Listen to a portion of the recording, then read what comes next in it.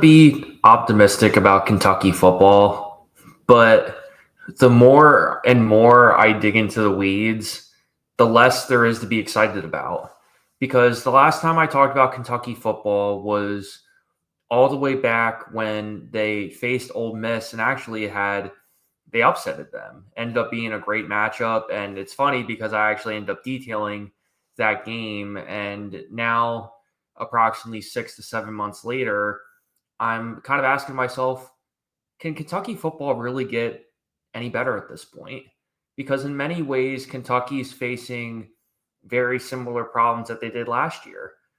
Now, there's a lot of different ways that we can kind of go with this, but I'm just going to kind of keep it pretty broad just for the general sake of this conversation. But Mark Stoops is going into his 13th year, well-established guy, and it's kind of ironic for a number of reasons too, because given that the buyout for his contract right now is $37.5 million, they're stuck with him whether you like it or not. But what's most ironic about this whole thing is they had a chance to get out of it when Texas A&M wanted to hire him as their head coach, and then as soon as everybody found out about it, Kentucky fans were all balking, and then Mark Stoops is like, you know what, I'll stay here. I don't want to piss everybody off. So it's ironic that now 2 years later, everybody's like, oh, we need to get rid of Mark Stoops, this, that, or the other. But meanwhile, they had the out right there, but they still didn't jump on the opportunity to do that.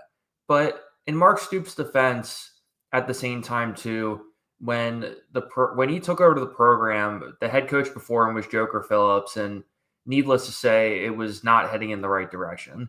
And Kentucky still faces problems that I think in some regard are problems that you can't really fix. Like, for example, when you play in the SEC, you're going to have a top 10 schedule every year in terms of toughness. And this isn't really going to make it any better this year, because as you go down the line, I mean, granted, your out of conference games are typically games in the max. You have, you have Toledo, you have Eastern Michigan, and you have a FCS game later in the year versus Tennessee Tech.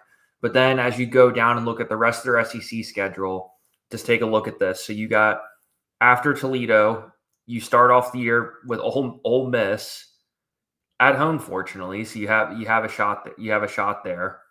Then you're on the road a couple weeks later versus South Carolina. Then you host Georgia. And then get this, look at this 3-game stretch. You have Texas, Tennessee, and Auburn. I mean, to me, out of all these games that I'm rattling off here, Auburn, that November 1st matchup versus Auburn is really the only game that I could realistically see them winning in the SEC, which makes it that much more frightening too, considering that they didn't win a single SEC matchup last year aside from that Ole Miss game. And 4-8 was definitely way below par in terms of expectations. You would imagine that they would at least play Louisville pretty tough. At least, I'm not saying they're saying they got to knock off South Carolina and Ole Miss every year, but they got to at least keep it competitive. And one of the biggest reasons for this is they actually are very underrated defensively. They don't get enough credit for that. And I've talked about this on the show a little bit from time to time again, is that they're a really physical team, very aggressive, well-disciplined, and quite frankly, a pretty well-coached team, at least on the defensive side of the ball. Because even I remember last year watching a number of games versus them, even in the Georgia game too, where, for the most part, that Georgia offense really struggled versus them, and it was a really low-scoring game. And, I'm not saying Kentucky should have won that game or they were going to win that game, but had they played a little bit more aggressive, I think there would have been a different conversation too. And granted, Kentucky's offense was just such a liability, considering that Brock Vandergrift, the best thing that he can do is run the ball. And that was their entire offense last year too. And what's weird about Kentucky right now and offensively is, number one, they've just gone through so many offensive coordinators that I can't even count anymore. But what's weird is that Mark, in a perfect Mark Stoops world, his philosophy on winning is to play badass defense, win in the trenches, and play solid secondary and be able to pressure the quarterback.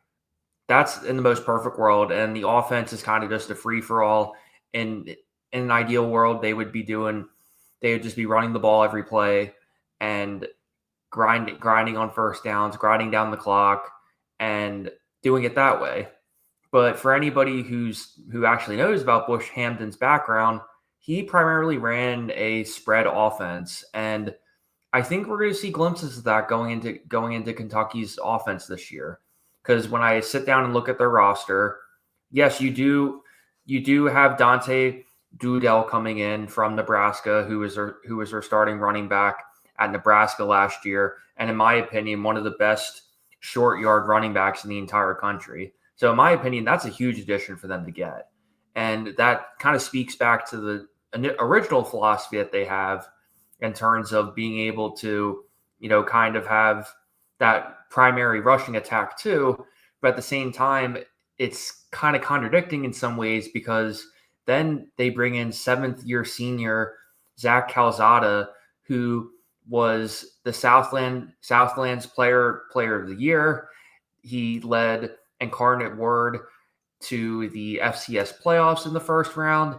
And not to mention, too, in a brief stint, he was at College Station for a season. So he is familiar with the SEC. He knows what it's like to play in big games. And he has extensive experience as starter.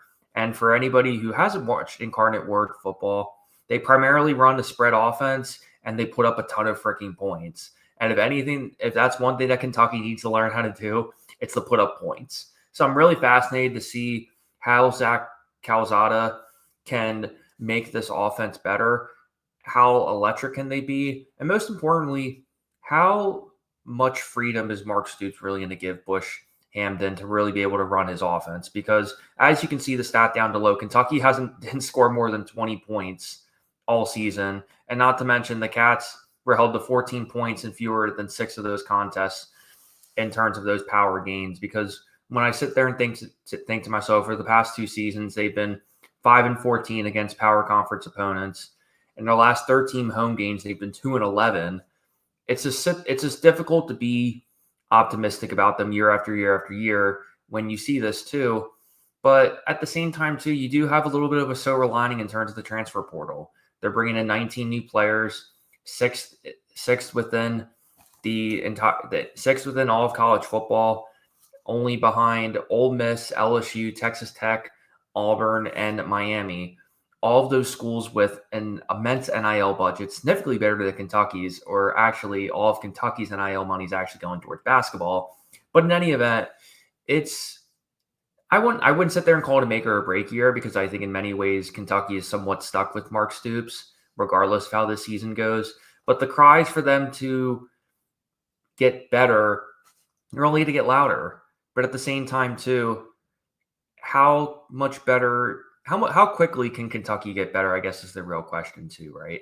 Because Kentucky's always going to have some limitations to some degree in terms of recruiting.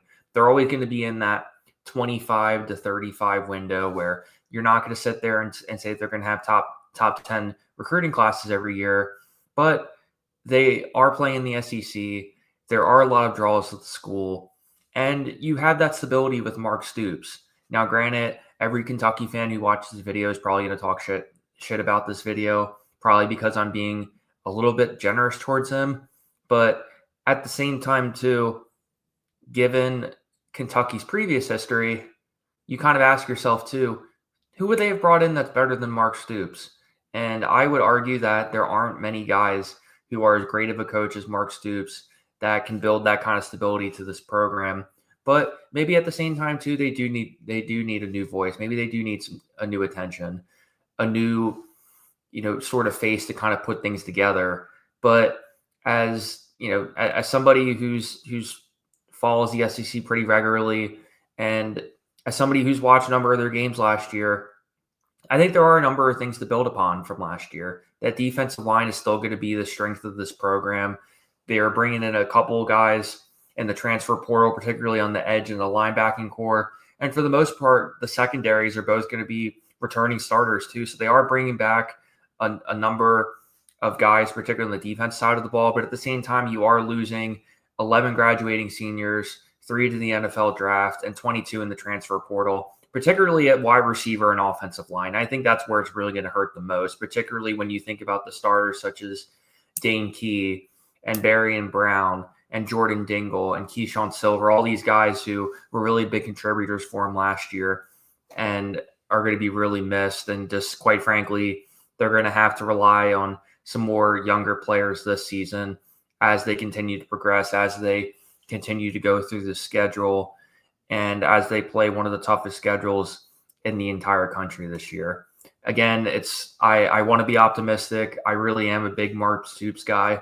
But when you sit down and you think about how difficult the schedule is, you think about how big the buyout is, and you think about all the limitations that they're going to have, particularly in the wide receiver room and the offensive line, there's definitely some big question marks there. But if this defense can keep them somewhat competitive, it certainly is possible they can maybe squeak by and get to I think a 5-7 or even a 6-6 season would be such a big difference and definitely a step in the right direction for a